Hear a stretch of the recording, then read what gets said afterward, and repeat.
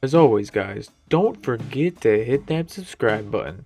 Also, hit that bell to be notified for future videos. Hello, and welcome back to the fish tank. I am Cole. Today, what we have here is a 1980s Mercedes-Benz station wagon. And what we're going to do today is use Cole's Law to make this a stock but ratty station wagon. I hope you enjoy, guys. This is our 1980s Matchbox Mercedes-Benz station wagon. And it's already pre-drilled, as you see here. Nothing special there. We're just going to take it apart real quick to examine the pieces. So, my idea for this was a while ago. I did a poll on my social media, and this is just what people thought of thinking what would be cool, in a sense.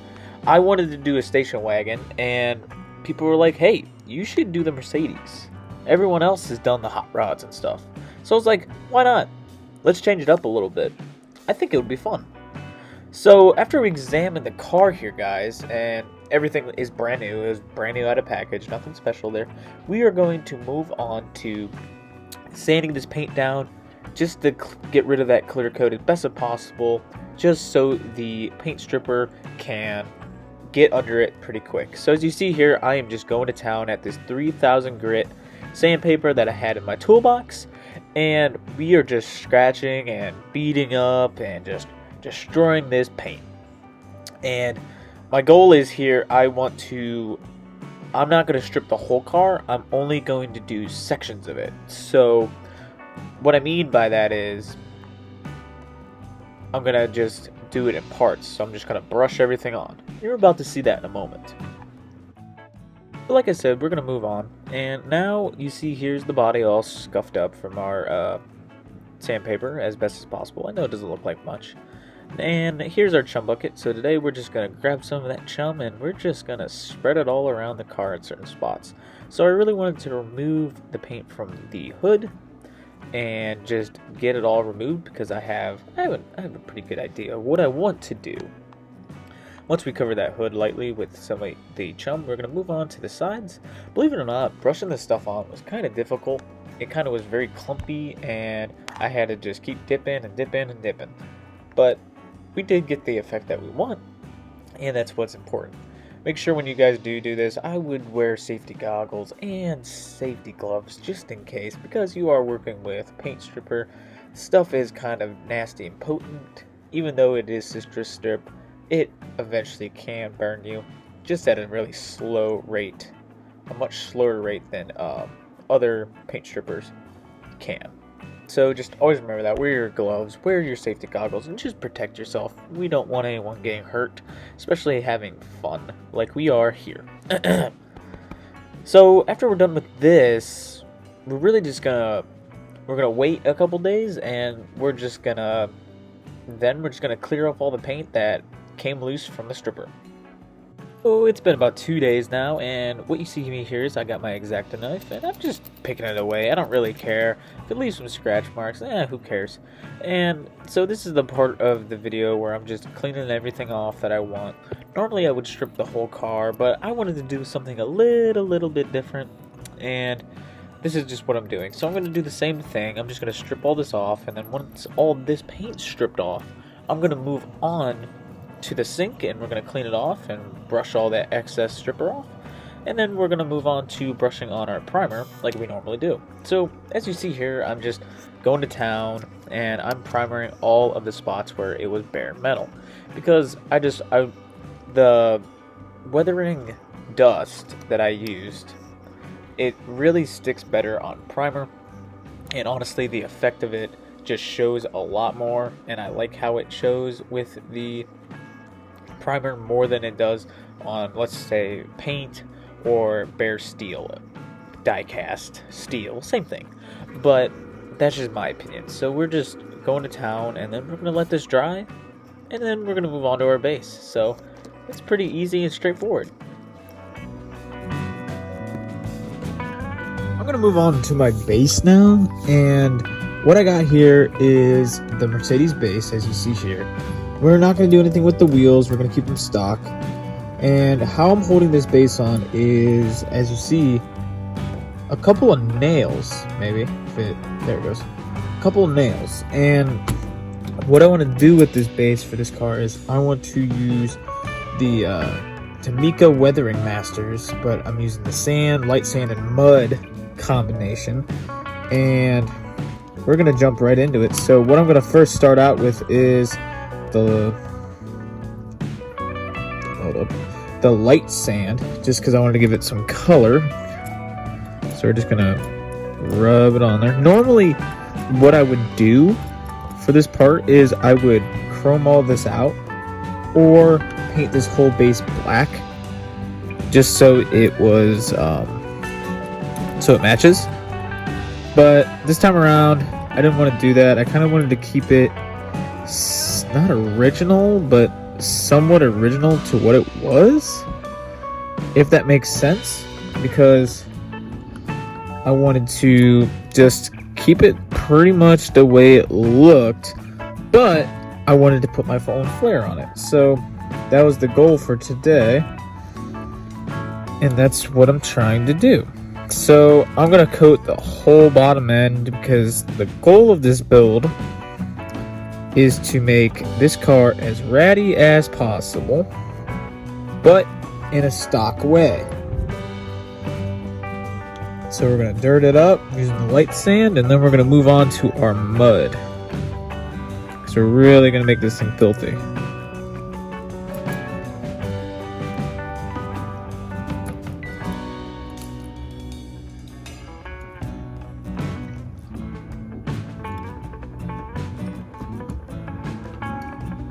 You know what? Just for some color and some contrast, I'm going to go to the sand as well. And we're just going to mix some of that in there as well. And eventually we'll add some rust, just to give it, like on the pipes and stuff, just to give it some effect.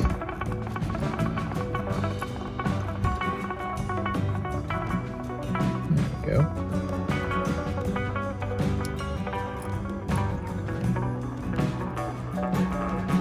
Go dirtying it up.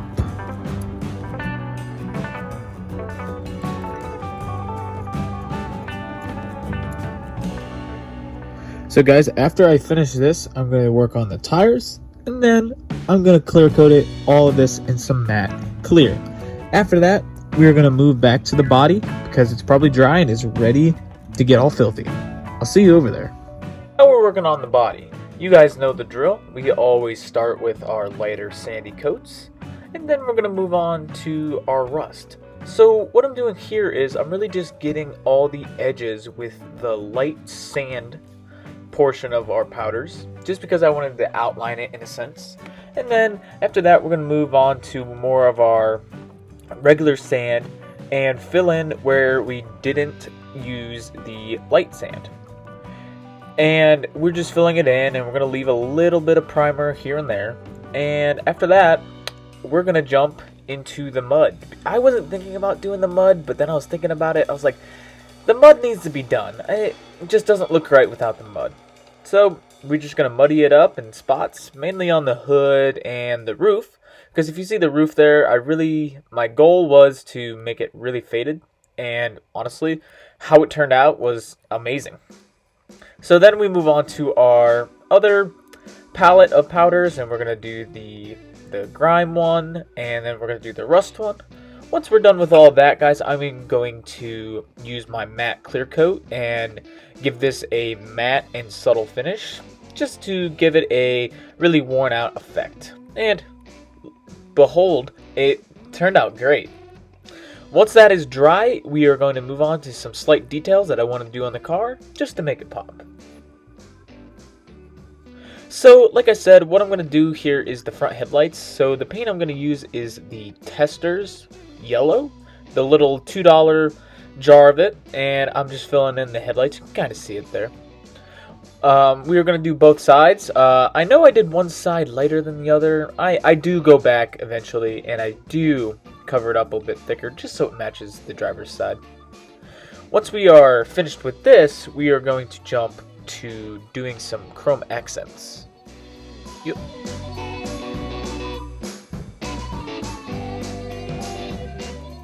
I decided, since we are working on a classier car, I thought it would be appropriate to put some more classy accessories on this car. So what I'm doing here is I got my chrome pen and I am filling in all the trim pieces, the handles, the rear tail lights, the Mercedes logo, and all that stuff, and I just want to make it look more classier. I thought it would fit the car a little more. I hope you agree. Here's our final assembly for our 1980s Matchbox Mercedes-Benz station wagon. Cole's Law Custom. So here is the final product of our casting. You can see that the headlights are done. We did the chrome. Did have a little mess up here, but that's okay. We did the tail lights, did the badge, and the main focus was the effects of chipped paint and the rust powder. So I think it turned out pretty cool.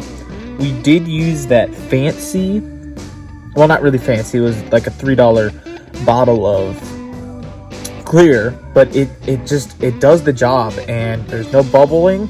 It's all on there, and I'm so happy on how this turned out.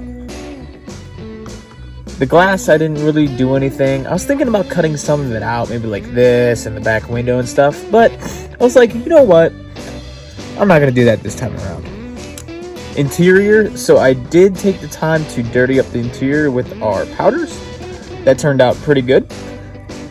It was a really simple detail, but I thought it would just bring more effect to the car. And lastly, here is our custom base. As I said, I did dirty up the wheels, and we did the front end, so it's a bit dirty. And then underneath, as you remember. So that turned out amazing. Guys, let's go see what we started with. And this is what we started with.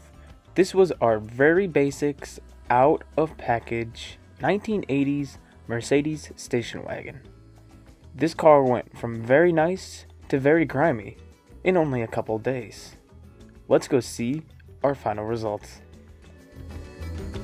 So here is our final results for our 1980s Mercedes-Benz Matchbox Cole's Law station wagon. I think it turned out amazing. I really loved how the effect powders really came into play this time.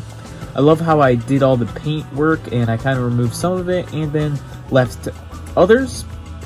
It really did turn out amazing, and honestly, it's a very simple build, but in the end, it turned out very, very cool. So guys, I hope you enjoyed this build. I know I did, and I cannot wait to show you Friday's build, because I'm joining the 4 horsemen in their final build. So stay tuned for that, and guys, I'll see you in the next one.